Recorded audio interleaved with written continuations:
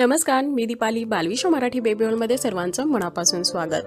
बाळाच्या जन्मानंतर प्रत्येक पालकांना उत्सुकता असते, प्रत्येक आई बाबांना उत्सुकता असते की आपलं बाळ हे कधी मान धरणार, कधी तो पालथा पडणार, कधी पुढे सरकणार, कधी बसायला लागणार, कधी रांगणार, कधी बोलणार, कधी चालणार. आजच्या या व्हिडिओमध्ये बाळाच्या अशाच एका फिजिकल माइलस्टोन्स क्रॉलिंगबद्दल आपण माहिती पाहणार आहोत. म्हणजेच बाळ हा कधी रांगायला शिकतो, बाळाने लवकर रांगावे, व्यवस्थितरित्या रांगावे म्हणून काय टिप्स फॉलो करायच्या आहेत, कोणत्या गोष्टींची विशेष काळजी घ्यायची आहे, याबद्दल सविस्तर माहिती आपण आजच्या व्हिडिओमध्ये पाहणार आहोत.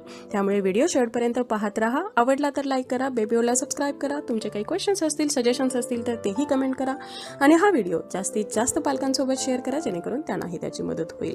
वळूया आपल्या आजच्या टॉपिककडे. बाळाचे हे जे काही फिजिकल डेव्हलपमेंटल माइलस्टोन्स आहेत, हे बाळाच्या सुदृढ आणि सुयोग्य वाढीवरती अवलंबून असतात. म्हणजे बाळ जेवढा जास्त ॲक्टिव्ह असेल, त्याची वाढ जेवढी निरोगी असेल, तेवढ्या लवकर बाळ हे पालथं पडणं, रांगणं, बोलणं, बसणं, चालणं, फिरणं या सगळ्या गोष्टी हा पटापट करतो. साधारणतः पाहायला गेलं तर बाळ हा 6 ते 9 महिन्याच्या दरम्यान रांगायला सुरुवात करतो. काही बाळं या अगोदरही रांगायला लागतात, तर काही बाळांना 9 महिन्यापेक्षा जास्त काळही लागू शकतो. या उलट काही मुलं रांगणं ही जी स्टेज आहे ही टोटली स्किप करतात आणि डायरेक्ट उभा राहायला लागतात किंवा चालायला लागतात. प्रत्येक बाळ हे वेगळं आहे, प्रत्येक बाळाची वाढ ही वेगवेगळ्या पद्धतीने होते आणि त्यामुळे जर तुमचा बाळ हा रांगत नसेल पण त्याची ग्रोथ व्यवस्थित असेल, त्याचं पालथं पडणं आहे किंवा बसणं आहे हे योग्य वेळेमध्ये होत असेल, बाळाचं वजन छान असेल, बाळ हा निरोगी असेल, तर काळजी करण्याचं अजिबात कारण नाही. बाळाने व्यवस्थित रांगावं किंवा लवकर रांगावं यासाठी मात्र तुम्ही प्रयत्न नक्कीच करू शकता. हे प्रयत्न तुम्हाला कधीपासून करायचे आहेत? बाळ हा रांगायला तयार झालेला आहे किंवा बाळ हा आता रांगू शकतो हे ठरवण्यासाठी तुम्ही काही गोष्टी बाळामध्ये ऑब्झर्व करू शकता. काही अशी लक्षणं आहेत, काही सायन्स आहेत, जे सायन्स जर तुम्ही मुलामध्ये पाहत असाल तर तुम्ही बाळाला रांगण्यासाठी प्रोत्साहित करू शकता किंवा बाळाला मदत करू शकता.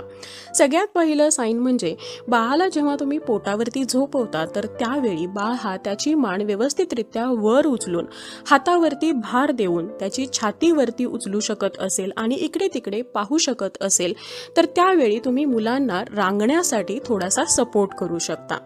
किंवा बाळ जर आधाराशिवाय बसू शकत असेल तर त्यावेळी सुद्धा तुम्ही म्हणू शकता की बाळ आता रांगायला सुरू करेल किंवा बाळ आता रांगण्यासाठी तयार झालेला आहे.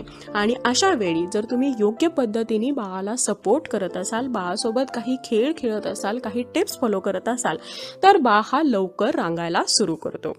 बाळाने रांगणं ही जी काही स्टेज आहे ही बाळासाठी तेवढीच जास्त फायदेशीर आहे. याचे बरेचसे फायदे लहान मुलांना होतात.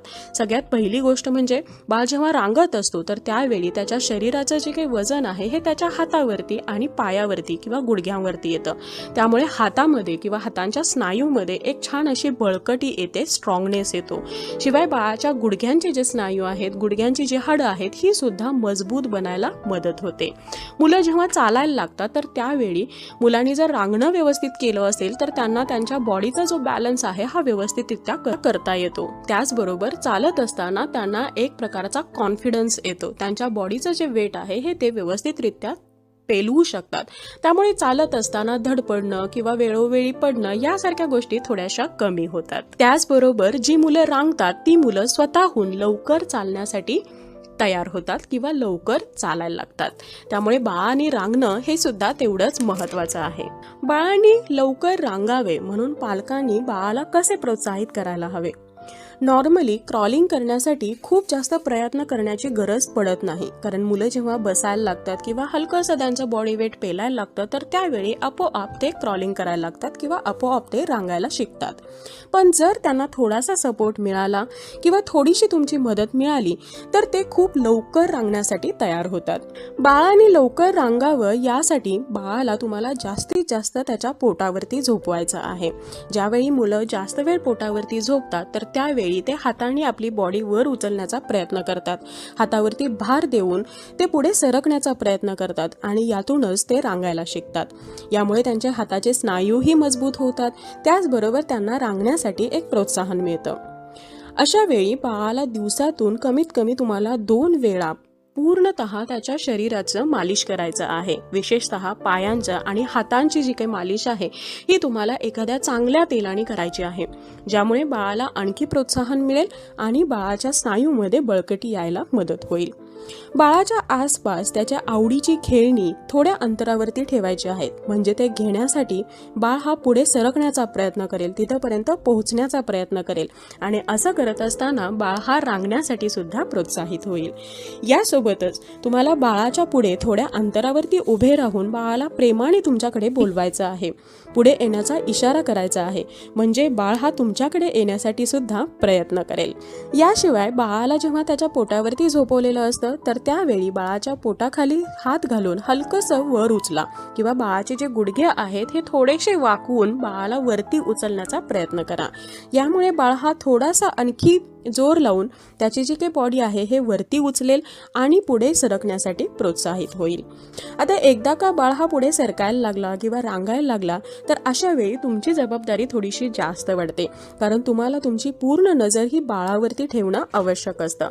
अशा वेळी बाळ हा इकडे तिकडे जाऊ शकतो, घरामधल्या ज्या काही गोष्टी आहेत या बाळाला लागू शकतात, बाळ हा धडपडू शकतो. त्यामुळे जास्तीत जास्त घरामध्ये मोकळी जागा बाळाला करून द्यायची आहे. जर तुमच्या घरामध्ये पायऱ्या असतील किंवा काही असे धारदार वस्तू खाली असतील तर त्यावरती बाळ हा पडणार नाही किंवा तिकडे बाळ जाणार नाही, या गोष्टींची खबरदारी तुम्हाला घ्यायची आहे. तर या काही छोट्या छोट्या गोष्टी होत्या ज्या गोष्टी तुम्हाला मुलांसोबत करायच्या आहेत, ज्यामुळे बाळ हा लवकर रांगायला शिकेल, छान पद्धतीने रांगायला शिकेल आणि ज्याचा फायदा बाळाच्या वाढीमध्ये विकासामध्ये होईल. सो आय होप आजचा व्हिडिओ तुम्हाला आवडला असेल आणि हेल्पफुल ठरला असेल. Thank you so much for watching. Bye bye. See you soon with new topic.